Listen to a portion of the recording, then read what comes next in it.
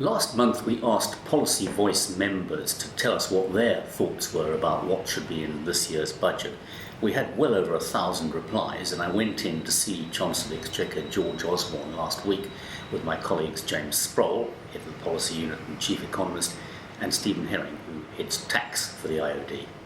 As part of the background to our discussions with Chancellor Osborne, we did make perfectly clear that we understand the constraints that he's sitting within, both in the economy and within the tax system as a whole. However, we did stress it's important to move down towards 35% of GDP in spending, because that's actually the sustainable rate of tax revenues that the UK has generated over the last 20 years. And so that's a long-term goal, and a pretty radical one at that. We looked at a number of policies, and we're just going to really highlight 4 of them right now. The first one was that we thought it was high time to actually start to move up the level at which the 40p tax starts to hit. Back in 1990, about 10% of the people in this country paid higher rate tax, and that was about 1.5 million people. Today, it's closer to 15% of people are actually paying 40% tax, and it's obviously much, much more progressive against a large portion of the UK taxpayers. So we thought it's obviously a good time to start raising that. And it's actually not even that expensive a policy. About £1 billion would allow you to raise it from its current rate to about £45,000 a year. So I think it's an affordable and pretty pragmatic way to help the squeezed middle.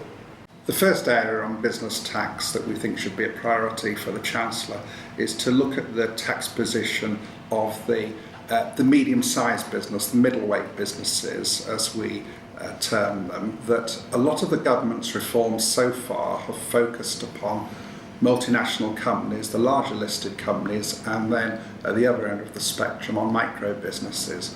Now we think the Chancellor should be looking in his budget to bring in some measures targeted at these middleweight companies, maybe making it easier for them to file their tax returns, improving the position for group relief between different subsidiaries making profits and losses, and some better rules for them for capital allowances that are a little bit more generous than they are at the moment. We think the Chancellor's got enough money to do all of these. Any responsible government really needs to be held to account in the exact same way that businesses are held to account. And as part of our budget submission, we suggested to the Chancellor that he look at this. And one of the things that became very clear to us looking at the UK government budget is that any asset sales the UK government undertakes really have to be used exclusively for debt reduction. Not for deficit reduction, not for current spending, but to actually reduce the stock of debt that the UK has. We have a lot of debt, we have a lot of assets, and probably part of the way that that's going to be solved is by selling off some of those assets. Let's not use it for current spending. That's just irresponsible finances. One area we specifically asked members about in our survey was business rates. Now, what's come back to us is that there's at least two problems with the business rating system. The first is a short-term problem that the government has deferred the revaluation of business premises. So that means that for the next 2 years, there'll be many businesses that are paying a higher level of business rates, that if the revaluation had taken place, they'd be paying a lower level of business rates. We think that's wrong, and that the business rate should be frozen until the revaluation takes effect. And our members seem to agree with us on this.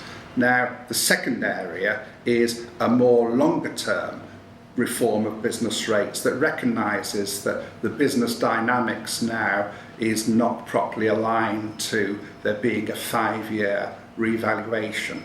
The reform should include looking at whether there's published indices that could be used to adjust business rates more regularly than waiting for a 5-year term to change them.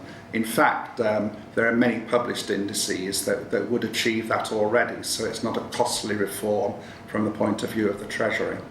We had well over 1,000 responses to our Policy Voice survey, and we covered an awful lot of detail that we haven't been able to go through today. Your input was fantastically important for what the IOD presented to this budget. Let's hope it really has some weight.